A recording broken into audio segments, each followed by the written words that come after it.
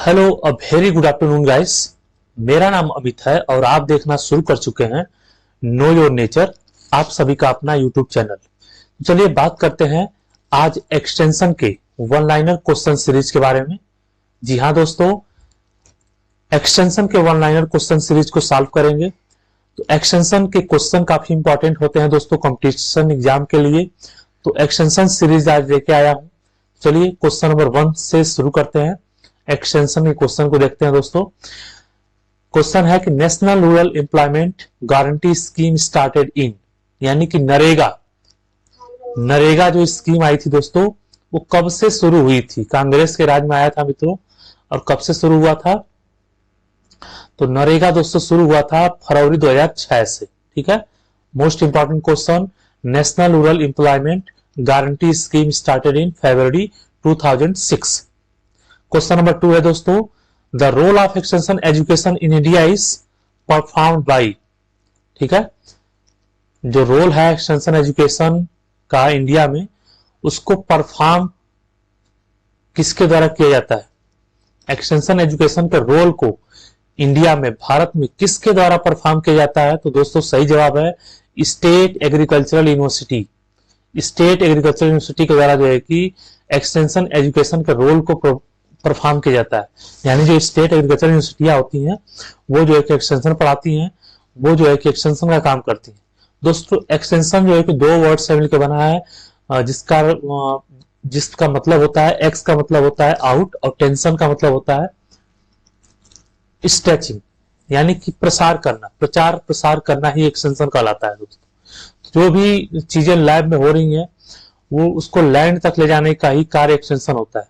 आप थंबनेल में देख सकते हैं, यहाँ पे रिसर्चर है, रिसर्चर साहब रिसर्च कर रहे हैं, रिसर्च करके फार्मर को अपनी बातों को बता रहे हैं। तो यही एक्सटेंशन है। एक्सटेंशन ब्रिज का काम करता है, लैब से लैंड तक पहुंचाने का, जो टेक्नोलॉजी को पहुंचाने का जो काम है वो एक्सटेंशन का है। ठीक है, एक्सटेंशन एक ब्रिज का काम करता है।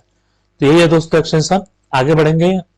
The person acting as a connecting link between higher department official and farming community known as.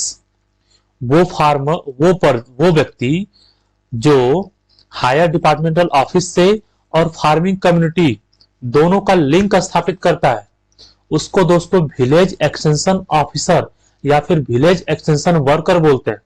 ठीक है, गांव में एक्सटेंशन वर्कर होते हैं जो कि नई टेक्नोलॉजी को, सरकार की नई टेक्नोलॉजी को किसानों तक पहुंचाते हैं। ठीक है, एक्सटेंशन ऑफिसर होते हैं हर एक ब्लॉक में, वो क्या करते हैं, किसानों को नई टेक्नोलॉजी के बारे में अवगत कराते हैं। यानी कि हायर डिपार्टमेंटल ऑफिशियल और फार्मिंग कम्युनिटी के बीच में लिंक स्थापित करने का काम कौन करता है, विलेज एक्सटेंशन वर्कर या विलेज एक्सटेंशन ऑफिसर करता है दोस्तों। क्वेश्चन नंबर 3 काफी झकास था, काफी बेहतरीन था। बढ़ेंगे क्वेश्चन नंबर 4 की तरफ। A process of initiating a conscious and purposeful action is called as. ठीक है, इनिशिएटिंग और कॉन्शियस, चेतनापूर्ण और पर्पसफुल एक्शन क्या कहलाता है दोस्तों। ठीक है, ऐसी प्रक्रिया जिसमें चेतना को जागृत की जाती है और एक पर्पसफुल एक्शन के लिए चेतना को जागृत की जाती है, किसी पर्पज के लिए, किसी कार्य को संपादित करने के लिए। तो वो क्या कहलाता है दोस्तों, वो मोटिवेशन कार्य कहलाता है। ठीक है, किसी के चेतना को जागृत करना, किसी एक पर्पज को प्राप्त करने के लिए मोटिवेशन कहलाता है। मान लीजिए आप किसी किसान को मोटिवेट कर दिए कि फलाना ट्रैक्टर जो है कि बहुत बेहतरीन है, बहुत अच्छा काम करता है। ठीक है, तो उस ट्रैक्टर के बारे में किसान को अवगत करा दिया, उस टेक्नोलॉजी के बारे में किसान को अवगत करा दिया, तो ये मोटिवेशन होता है दोस्तों। किसान गया, ट्रैक्टर ले लिया, खरीद लिया, तो एक मोटिवेशन है। ठीक है, तो एग्रीकल्चर एक्सटेंशन वर्कर को क्या बोलते हैं, एक मैसेंजर मैन बोलते हैं, क्योंकि ये लैब टू लैंड प्रोग्राम चलाता है दोस्तों। ठीक है, एग्रीकल्चर एक्सटेंशन वर्कर जो है कि लैब टू लैंड प्रोग्राम चलाता है, एक मैसेज देने का काम करता है। ठीक है, एक मैसेंजर मैन होता है। अब बढ़ेंगे अगले क्वेश्चन की तरफ। Extension teaching is. Extension teaching कैसा टीचिंग होता है, हॉरिजॉन्टल टीचिंग होता है दोस्तों। ठीक है, एक्सटेंशन टीचिंग हॉरिजॉन्टल टीचिंग होता है। अगला question, sensory situation is more in. Sensory situation ज्यादा देखने को मिलता है इंटरपर्सनल कम्युनिकेशन, ठीक है। सेंसरी सिचुएशन जो है कि ज्यादा देखने को मिलता है इंटरपर्सनल कम्युनिकेशन के बीच में। अगला क्वेश्चन, over adaptation may be due to, over adaptation किसके वजह से होता है?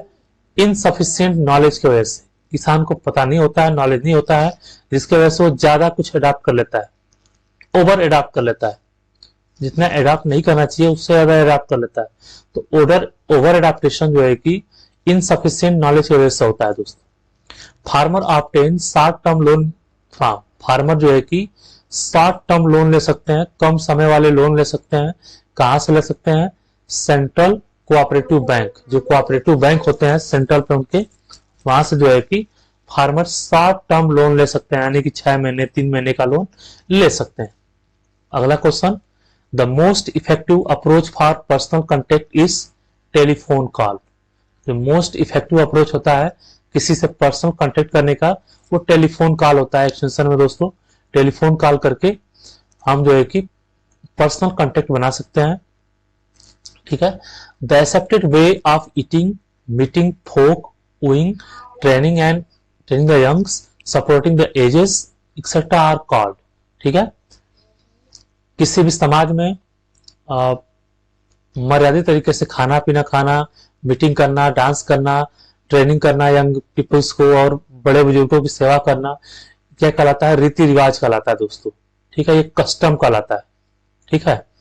तो एक्सेप्टेड तरीके से भोजन करना, मीटिंग करना, डांस करना, समाज सेविक सेवा करना, ट्रेनिंग करना यंग लोगों का, और एजेस बूढ़े लोगों का सपोर्ट करना, ये सब जो है कस्टम में आता है, ठीक है। Which is audio visual aids, कौन सा ऑडियो विजुअल एड्स है? तो पपेट शो, पपेट शो यानी कि जो कठपुतली का नाच होता था दोस्तों, कठपुतली का जो शो होती थी वो ऑडियो विजुअल एड्स है, ठीक है। कठपुतली का नाच होता था पहले के जमाने में,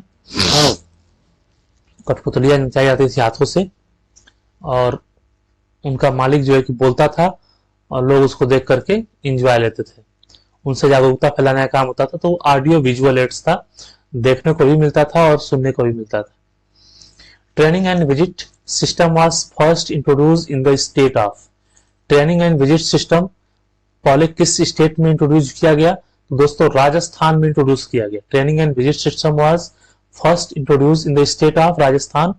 पॉइंट टू बी नोटेड, याद रखिएगा हमेशा, द कॉन्स्टिट्यूशनल 73 अमेंडमेंट्स एक्ट 1992, 73वां संविधान संशोधन के द्वारा जो है कि come into force to provide constitutional state to the Panchayati Raj system in the year, ठीक है। 1992 में जो है कि पंचायती राज फोर्स में आया, ठीक है। 73वां संविधान संशोधन हुआ 1992 में, उसके बाद पंचायती राज जो है कि फोर्स में आया, सामने आया। वो कौन सा साल था दोस्तों? साल था 1993, ठीक है। 92 में जो है कि अमेंडमेंट हुआ, 93 में पंचायती राज जो है कि सामने आया, ठीक है। Which one is the non formal education, कौन सा नॉन फॉर्मल एजुकेशन है? तो दोस्तों एग्रीकल्चरल एक्सटेंशन एजुकेशन जो है कि नॉन फॉर्मल एजुकेशन होता है, ठीक है। फॉर्मल एजुकेशन नहीं होता है, ये नॉन फॉर्मल एक्सटेंशन एजुकेशन होता है। आगे बढ़ेंगे। The two important principles of extension education are participation and leadership. दो important principle है extension education का, पहला है participation और दूसरा है leadership, यानी कि participate करना और नेतृत्व की भावना पैदा करना, ठीक है। leadership पैदा करना, ये दोनों जो एक important principle है extension education के। Next question, cooperative society is the basic institution for socio-economic growth of villagers. cooperative society जो होती हैं वो बेसिक इंस्टीट्यूशन होती है किसके लिए? इंस्टीट्यूशन होती है किसके लिए? सोशियो इकोनॉमिक ग्रोथ के लिए, विलेजर्स के सोशियो इकोनॉमिक सामाजिक आर्थिक ग्रोथ के लिए, विलेजर्स के गांव के सामाजिक आर्थिक विकास के लिए जो है कोऑपरेटिव सोसाइटी एक बेसिक इंस्टीट्यूशंस होती है। कोऑपरेटिव सोसाइटी क्या करती है दोस्तों? शॉर्ट टर्म लोन प्रोवाइड करती है, इससे गांव के किसानों को काफी लाभ मिलता है। गांव के किसान पुराने जमाने में साहूकारों के प्रति या फिर उनके प्रति आसक्त रहते थे, जो लोग कम समय के लिए लोन देते थे और उनसे जो है कि सूद पे पैसे लेते थे, ठीक है। तो उनसे बचने के लिए socio economic growth of cooperative society को डेवलप किया गया, साहूकारी प्रथा को खत्म किया गया। The most influence type of demonstration is method demonstration. तो most influence type of demonstration कौन सा होता है दोस्तों? मेथड डिमॉन्स्ट्रेशन, यानी कि करके दिखाना। Learning by doing and seeing is believing extension का एक कोड वर्ड है दोस्तों। तो मेथड डिमॉन्स्ट्रेशन जो है कि most influence type of demonstration है, most important type of demonstration, ठीक है। Family is the basic unit of civilization. किसी भी सभ्यता का फैमिली क्या होता है दोस्तों? बेसिक यूनिट होता है। Village is the basic unit of rural society. Rural society का यानी ग्रामीण सोसाइटी का गांव एक जो है कि बेसिक यूनिट होता है। Cooperative movement was started in the India. Cooperative movement India में कब स्टार्ट हुआ था? तो 1904 में, याद रखिएगा दोस्तों। Father of cooperative movement in India is F Nicholson, ठीक है। कोऑपरेटिव मूवमेंट ऑफ इंडिया के पिता जनक कौन है? तो एफ निकोलसन जिसके जनक है दोस्तों इंडिया में, भारत में। In farm production capital is the passive factor, ठीक है। इन फार्म, किसी फार्म के प्रोडक्शन कैपिटल क्या होता है? पैसिव फैक्टर होता है, ठीक है। Labour in farm management is an active factor. जो लेबर होता है फार्म मैनेजमेंट पे वो एक्टिव फैक्टर होता है, ठीक है। और फार्म प्रोडक्शन कैपिटल जो होता है दोस्तों वो पैसिव फैक्टर होता है। आगे बढ़ेंगे। Institutionalised, chronologically graded and hierarchically structured education system is formal education, ठीक है। फॉर्मल एजुकेशन सिस्टम में इंस्टीट्यूट होता है, एक क्रोनोलॉजिकली ग्रेड्स होता है और एक हायरार्की मेंटेन होती है, ठीक है। एक स्ट्रक्चर्ड एजुकेशन सिस्टम होता है फॉर्मल एजुकेशन में, यानी जो विद्यालय कॉलेज होते हैं वो फॉर्मल एजुकेशन होते हैं, ठीक है। और demonstration which show the value और वर्थ ऑफ न्यू प्रैक्टिस, ऐसा डिमॉन्स्ट्रेशन जो कि वैल्यू और वर्थ ये सब शो करता है, वो कौन सा डिमॉन्स्ट्रेशन होता है दोस्तों? वो रिजल्ट डिमॉन्स्ट्रेशन होता है, ठीक है। वो सब कुछ रिजल्ट शो कर देता है। The agricultural products act was passed in, agricultural product act कब पास हुआ था दोस्तों? Most important question, 1937। नोट करिएगा, 1937 में agricultural product act, produce act पास हुआ था दोस्तों, याद रखेंगे। अब दोस्तों egg mark establish in the year, AGMARK, ठीक है। Egg mark establish in the year. Egg mark का फुल नेम क्या होता है? आप कमेंट सेक्शन में कमेंट करेंगे। एग मार्क स्टैब्लिश हुआ था किस साल में? तो 1937 में जो है कि एग मार्क स्टैब्लिश हुआ था।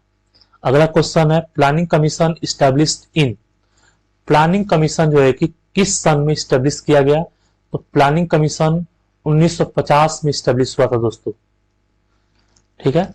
अगला क्वेश्चन मार्च वैट यानी कि value added tax is an, March VAT क्या होता है दोस्तों? इनडायरेक्ट टैक्स होता है, ठीक है। इसको भी याद रखेंगे। इस तरीके से हम लोगों ने जो है कि एक्सटेंशन के 30 क्वेश्चन कर लिए दोस्तों। चलिए, आई होप आपको मेरा प्रयास अच्छा लगा होगा। अगर प्रयास अच्छा लगा है तो लाइक करिए, शेयर करिए, सब्सक्राइब करिए और सपोर्ट करिए, क्योंकि एक नया यूट्यूब प्लेटफॉर्म है और आपके सपोर्ट के बिना जो है कि कुछ भी नहीं हो सकता। आप भी जानते हैं और हम भी जानते हैं। चलिए मिलेंगे किसी अगले वीडियो में, तब तक के लिए जय हिंद।